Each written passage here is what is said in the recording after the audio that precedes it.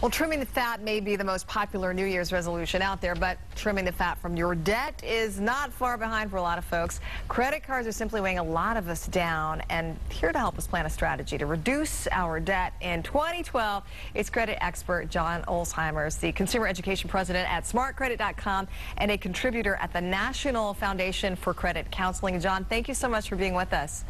Thank you. Good morning. Thanks for having me. First of all, what is the #1 ground rule folks who are serious about dealing with debt should really stick to? Well, the #1 ground rule is you have to prioritize your plastic over your brick and your metal. When it comes to prioritizing debt and which debt to get out of first, you've got to tackle the credit card debt. That's got to be #1 on your list because it's generally the most expensive debt that we have in our pocket. The average interest rate for credit cards is somewhere between 14 and 15%, depending on who you believe.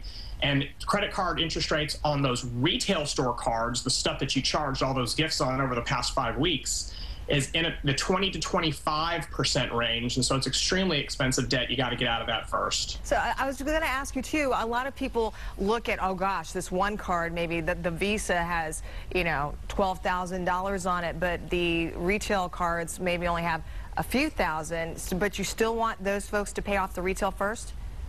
Yeah, you've got to, because the amount that you're actually spending is higher on a dollar-by-dollar basis. And there's another thing to consider when you're prioritizing those cards is retail store credit cards generally have much lower credit limits than general use credit cards like your Visa or your MasterCard. That's not a good thing for your credit scores, especially if you're running a large balance on those cards that's large relative to the limit. So you're actually not only costing yourself more money, but you're also lowering your credit score more than you should. So you're actually going to get double the benefit by tackling those retail store cards first. Now, when you talk about prioritizing debt, a lot of people are like, look, I got a car loan, mortgage, student loans. How do those rank in the payoff priority list?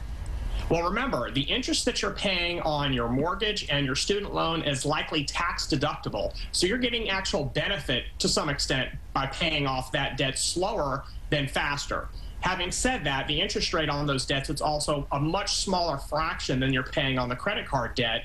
So when you prioritize what's the most expensive dollar that's leaving your wallet, it's absolutely the dollar that's going to the credit card issuers. So the faster you can get that paid off, the faster you can do things that actually benefit you, like contributing to a 401k or building an IRA or building an emergency fund.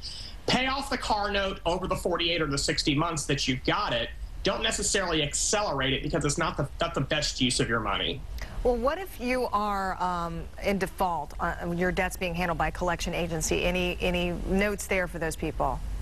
Yeah, if your debt is already in default, this is the only time you're ever going to hear me use the word settlement in a positive sense. You should actually offer what's called a settlement to the collector or the debt buyer who has purchased the debt from your credit card issuer. Why? Because even though you may have owed $5,000 or $10,000 or $20,000 to the original creditor, that's not actually what you owe to the collection agency, because the collection agency buys that debt for pennies on the dollar. So they're much more open to consider a very low settlement offer, maybe 10% of what they say you owe, versus you having to come up with the exact dollar amount, because they really don't have that kind of skin in the game. Now, don't get me wrong, they're going to want to try to collect the whole amount, but they will accept something much less than that. Got it. Well, thank you so much for all your help today. John Olsheimer, Consumer Education President at smartcredit.com, also a contributor at the National Foundation for Credit Counseling. We're going to pay our minimum, monthly paid on time. We're going to get our credit score up for you, John.